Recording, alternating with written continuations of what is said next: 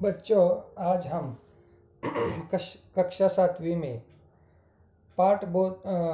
बच्चों के लिए इस पाठ के प्रश्न, शब्दार्थ, पाठबोध रूपी मौखिक तथा लिखित प्रश्नों को देखने के बाद हम बढ़ते हैं भाषा ज्ञान की ओर।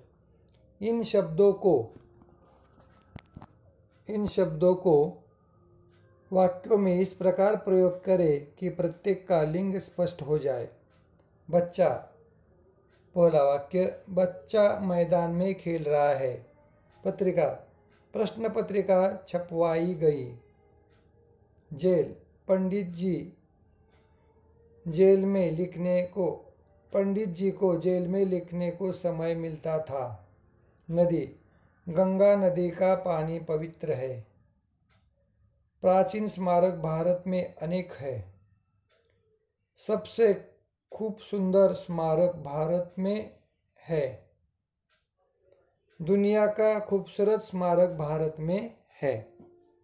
आगे 2 निम्नलिखित शब्दों के 2 पर्यायवाची लिखे। निराला, अद्भुत, अनोखा। आजादी, आजाद, स्वतंत्र। नदी, सरिता, माता।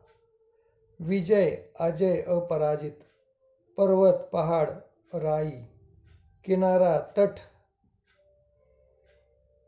बहाव, बाजू। आगे पर्वतीय में ई प्रत्यय लगाकर 3 शब्द लिखिए। पर्वतीय, अद्वितीय, अनाकलनीय,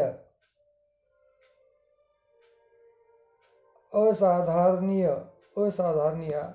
इन वाक्यांशों के लिए शब्द लिखे। अनेक शब्द। साहस से संबंधित, साहसिक।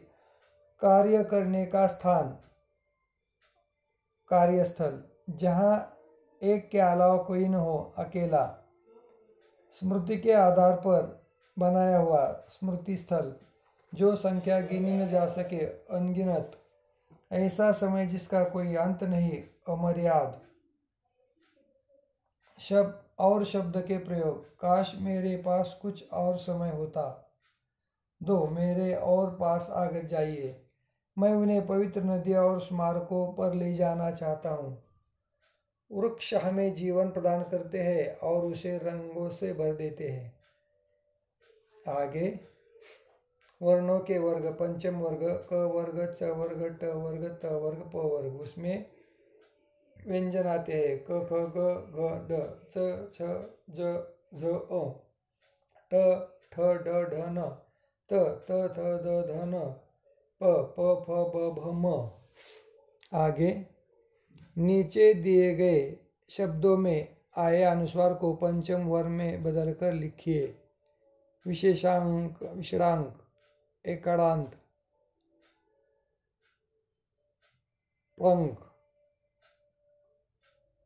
खंभा, निरंतर। बिंदु के रूप में प्रयुक्त अनुनासिक ध्वनि वाले शब्दों को पाठ से छांट कर लिखे, जैसे मैंने, कोनो, फूलो, फलो, सुंदर, बंदूके, जंतु, बच्चों, मौसम, शंकर, अरण्यों। ये भी जाने, केशव शंकर पिल्लई भारत के जाने माने कार्टूनिस्ट थे, जिन्हें सभी शंकर के नाम से जानते हैं।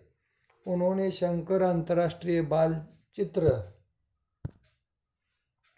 प्रतियोगिता तथा चिल्ड्रन बुक ट्रस्ट की आधारशिला रखी, जो आज भी बाल साहित्य के प्रकाशन को निरंतर बढ़ावा दे रही है।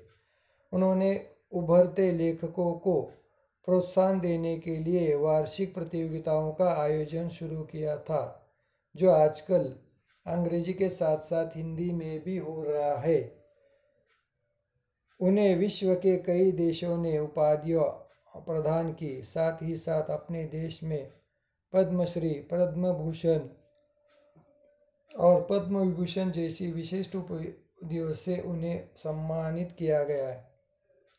इस तरह से आज हमने बच्चों के लिए जो पाठ है उसके नीचे के पाठबोध रूपी प्रश्न, लिखित प्रश्न आप पहले देखे हैं। आज हमने भाषा ज्ञान की पूरी जानकारी ली।